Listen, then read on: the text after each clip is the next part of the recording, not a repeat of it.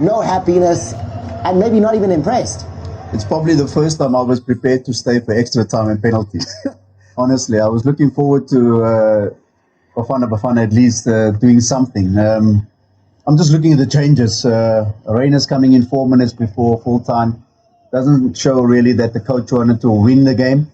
I think he was hoping to go to extra time and see possibly if we can go to penalties. But I'm hoping that Mofokeng was injured because of the substitution.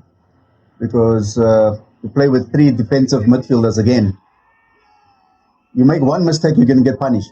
Because one of those central midfielders didn't track back for that goal. And we will see that also later on.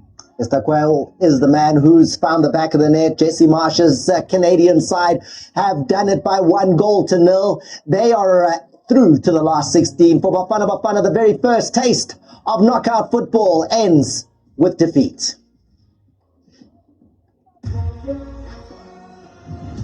Went in for Canada, 91 minutes and 3 seconds. Only the game was 90 minutes long. Oh. It could have been a different story. Skipper, what's your view on the 90 minutes we saw? I think it says a lot to say that Mbokazi, for me, was the best player on South Africa's side. I think Ocon also spent a lot of time on the ball.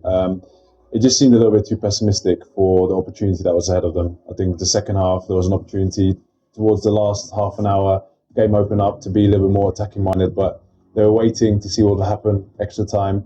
And I think that cost them today. Deko, I've been staying away from you until this moment. I'm going to give you the pass. Why? Tata Deko.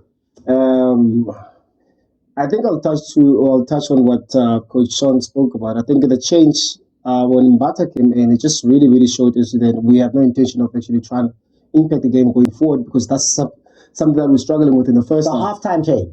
The halftime change, when We're getting off Mbata on. Yes. Going all that way back. You're going all the way back and you're struggling to bypass the midfield. You're struggling to get the ball into the midfield. You're putting in one of the defensive midfielders. We have Moreno on the bench. We have Reyners on the bench to impact at least a little bit of speed up front, but we never did that. So I think we're just playing to hoping that we might go to extra time or penalties. I don't think we played the way... what can I say? We played to win. I don't think we played the game to win, especially in the second half. I think we were so scared of making mistakes. We kept the ball within the two centre-backs and the goalkeeper. We never really looked to threaten anytime. And even Apollos had that opportunity, even one or two opportunities. We never really played the ball in Canadian side. Sad faces. They should be proud, though. They've done what no South African team has ever done before at the FIFA World Cup. They've gone to the knockout stages for Canada.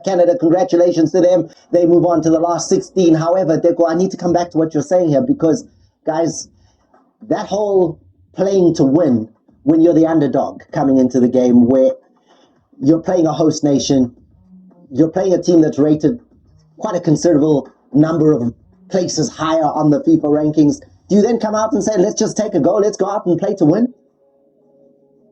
I wouldn't say it's a matter of the rankings or play to win, but I thought at some point we had Canada, their backs were against the wall, and we were really pushing them, in that final third. It's just our decision-making, final pass, and not converting the half chances that we had obviously we paid the price for that. And even though this guy, as an assistant coach, he's done it before with, remember, America in 2010, he made the last 16.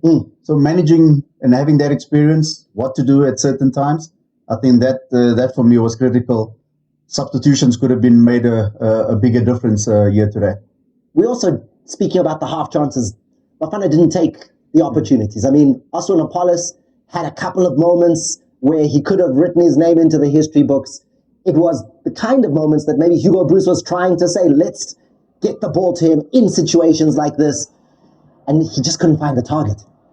Yeah, I think this was the only moments for me that South Africa really looked like scoring. He needed more of this, though. He does well to create a space for himself. This strike, I'm not sure if that's the right way. He maybe should try to curl it, but I mean, at least he's getting shots on trying to get the shots on target or having the shots for South Africa.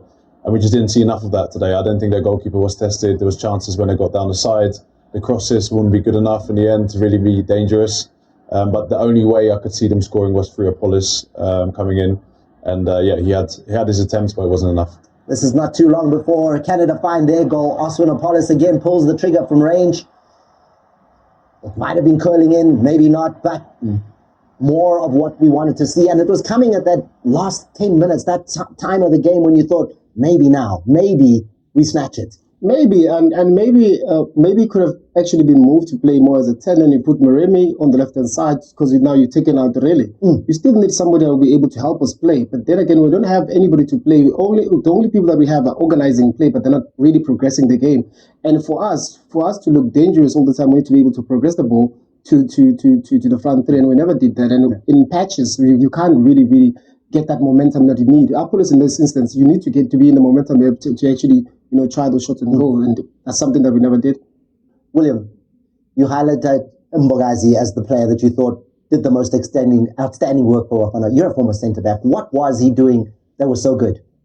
I think that he was penetrating his passes. I think he smelled the danger well.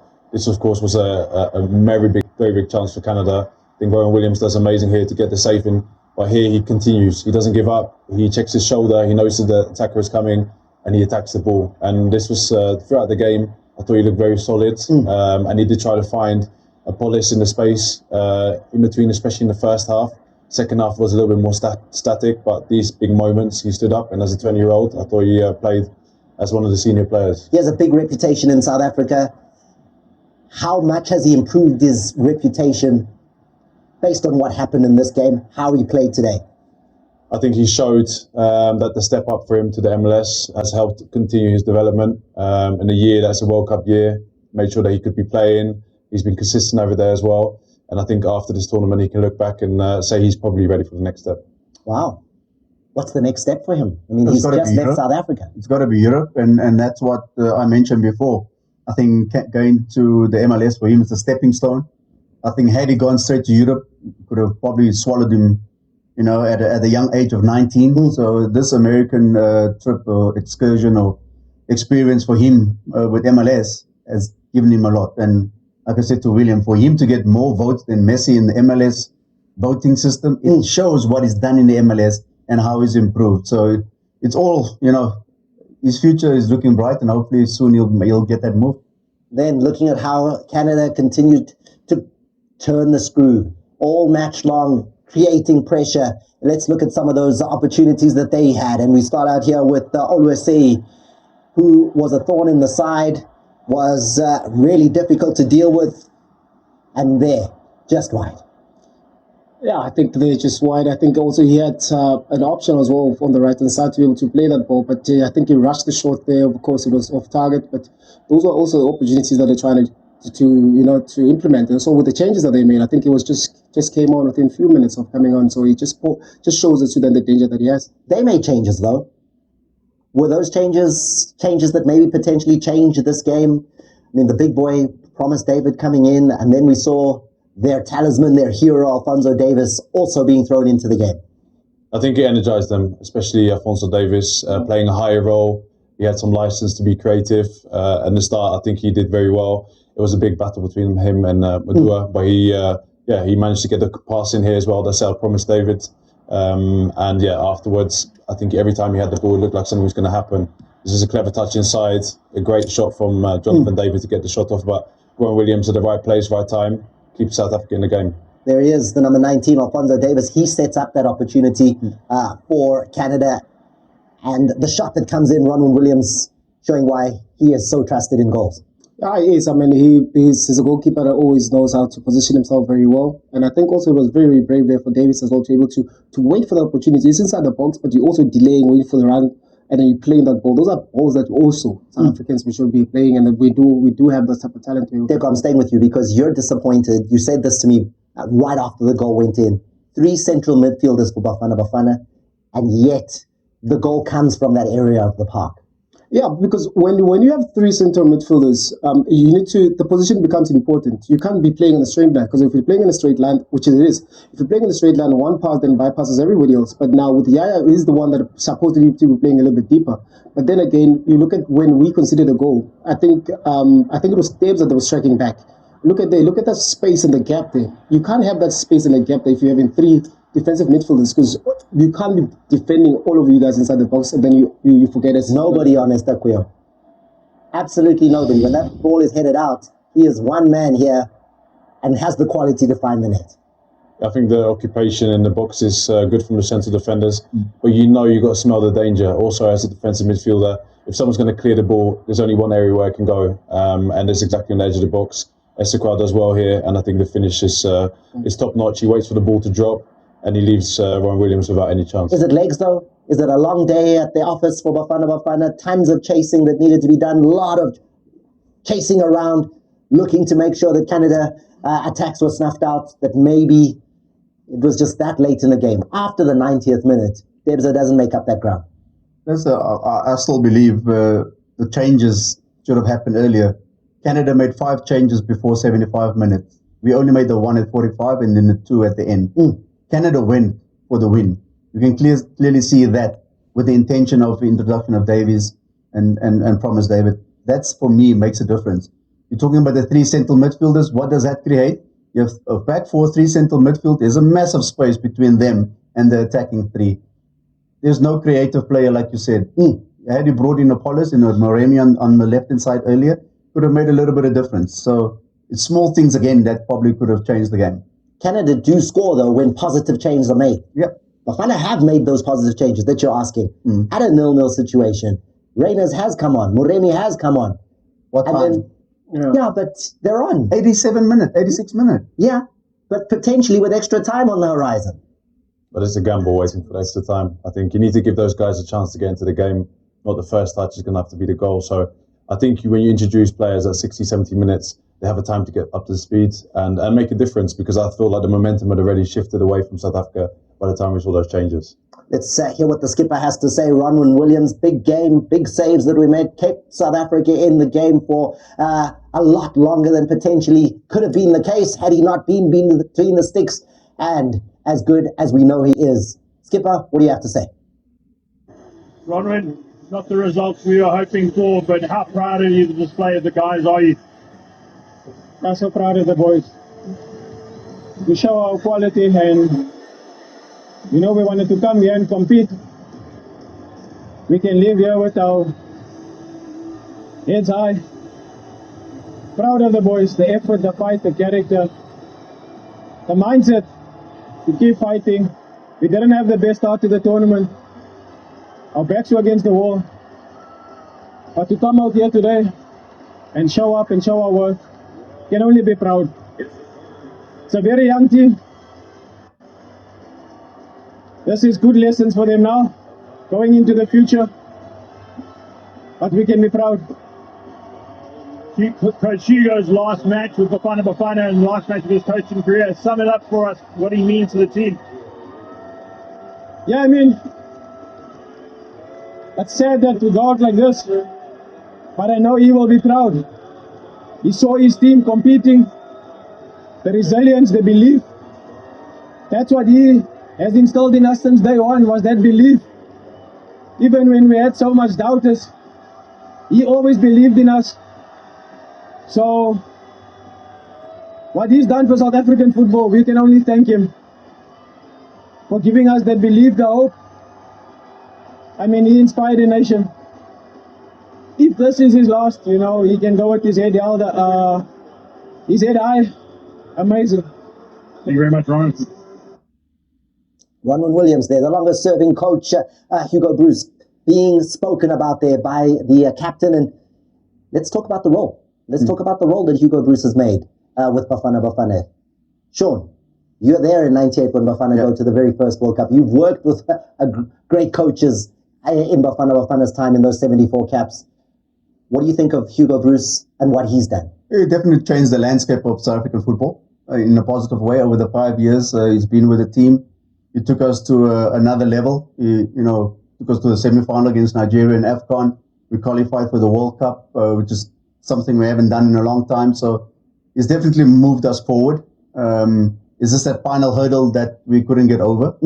Now we're going to have to wait and see, because remember, he did say maybe he's going to stop. Let's wait and see. William, do we underestimate the role of a coach a lot of the times as fans when a player like Ronwin will say, he gave us self-belief. I mean, ordinarily you think players have that. Like, you know, you believe in yourself, you come to a tournament, you believe in your talent, that's how you got into a national team. But he then says specifically, the coach gave this team self-belief. I think you have to also believe in the system. And I think for Rowan Williams, who is such a influential figure now, South African football, captain of the team, those are real words, passionate words. And I think if you take a step back now, of course, there's a lot of emotion about leaving the tournament at this stage. They have done a fantastic job. And from where they started at the tournament against Mexico, the qualification to get there, it's a success story. And I think, you have to look at Hugo Broos for that. And I think Rowan Williams does very well to highlight that because it can be easily forgotten. We always want more and more and more, but I think, like you said, he's created something, an identity for the team that we didn't necessarily see throughout today.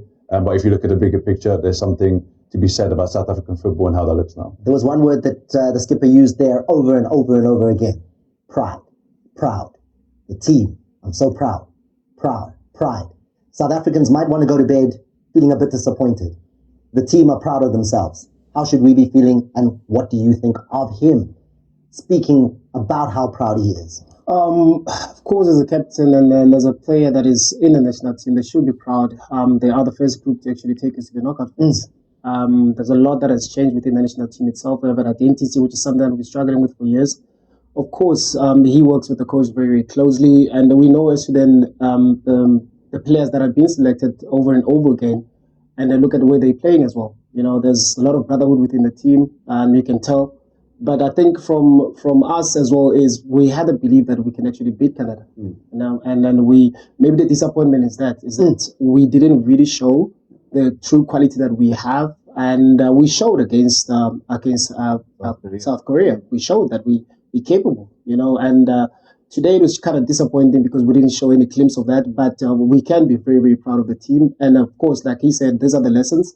This is something we can build on going forward, knowing that we do belong to those type of stages. But also, I think in football, details matter. And I think today, the defeat that we had is based on details. I think we realized that we couldn't come out of the blocks. We should have found a solution. Instead, we're taking out a playmaker, we're putting on a defensive midfielder when we're not under pressure to defend. And I think those are type of smaller things that could actually help the team going forward. But those are the lessons that we need to learn. Let's hear what that is that Coach Hugo Broos feels he is taken from this game, and whether he's going to comment on whether he leaves Bafana at the end of this particular time when he arrives, because at the press conference yesterday sounded very different from when he did say that he was definitely leaving. New belief in him. How does he feel now after the defeat? Not the result you're after, but the team never stopped trying. How proud are you of their display? I'm still as proud as 2 or 3 days ago. So I think we did a very good World Cup. But you see today when you play against a team like this, where it's power and speed, then we are a little bit running behind. And this is something we have to learn. And therefore it was so important for this team that we were here. You mentioned before the tournament that this would be your last job before you retired. Sum up your time with Bafana at the World Cup. Well, we'll see. We will take the decision in the next days. But it was a nice World Cup, and it will not be an easy decision. But saying now I stop or I go, that I can't. Are you hoping this is a kickstart for Bafana and regular appearances at the tournament? I'm sorry? Are you hoping this is the start of something for Bafana at the tournament? I think we learned a lot in this tournament. It was for us certainly something we had to do. And for the next months, I'm sure that this team will still be stronger than before, because if you see, we played today against a team that is a little bit further than we. But you can learn a lot of that, and we played a quite good game, not really good game. I think we could have done more. But yeah, if there is so much power and so much speed with your opponent, then we are in trouble. Thank you very much, Coach. Here are the numbers, and then we'll get back to what it is that Coach Hugo Broos had to say. And for Canada, 12 attempts, 7 on target. Not the majority of the possession. What does it tell you? Yeah, again, I'm looking at the attempts at goal and which was on target. And we've spoken so many times about this thing, as a former attacking player, is the conversion rate that we need to get better at.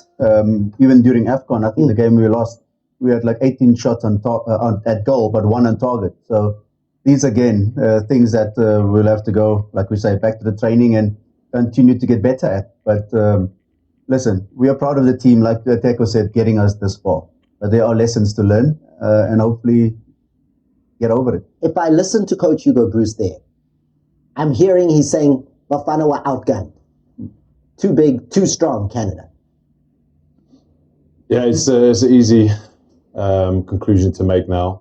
But I think also for South Africa, a team that faces a lot of physical teams also within the continent, I'm not sure if that's 100% the case, or that could have been the reason why they didn't win this game. I think if you look back at the attempts, the positions that they get themselves in to attempt the target is the thing that's key and missing here. I thought in the duels, they looked quite strong. Of course, there's moments maybe the physical dominance for the set pieces could be the difference. But throughout the game, I didn't necessarily feel like Bafana was missing something for 50-50 duels or anything else. So, I'm not sure if that's 100% the reason for me that they didn't win this game. 70th minute, though, Deco, we did see Promise David come on. And you thought to yourself, look at the size of the man coming in. Yeah. It's already a massively strong, big Canadian side, and then they throw in a monster. You even said that, Skipper, they did have huge physical presence, Canada. Yeah, they did. I mean, they troubled us on set pieces, and something that we, throughout the years, I think we will still be the country that, we are unable to defend set pieces because we don't have big boys. But yet again, we've competed, I guess, we said that we've competed before with teams that have strong strikers, big strikers in Africa as well. Like Nigeria. Like Morocco. And we never, of course, we're always going to find difficulties when it comes to set pieces, but when it comes to play, we are a footballing country. We should be able to play the ball on the ground. And I don't think today we had confidence to do so. I think there was we couldn't even get any rhythm right. We didn't get into any momentum to actually try and play. And those are the lessons that we need to learn. Yes, maybe you might say maybe tactics there and there, but at the end of the day, the fighting spirit that they showed against South Korea was totally different today. And yet again, even though we had troubles in terms of set pieces, but we should have created enough goal scoring opportunities to actually trouble Canada. Also did hear very similar sentiments coming from our skipper in Ronwin Williams. He spoke about a young side that Bafana are, and the fact that they would have learned so much from this particular World Cup experience. But let's hear what it is that's being said in Soweto. What is being said at Disofeng. Before the game, the confidence was high. All of those interviewed feeling that Bafana would score at least 2 goals and go through in this encounter. It hasn't happened.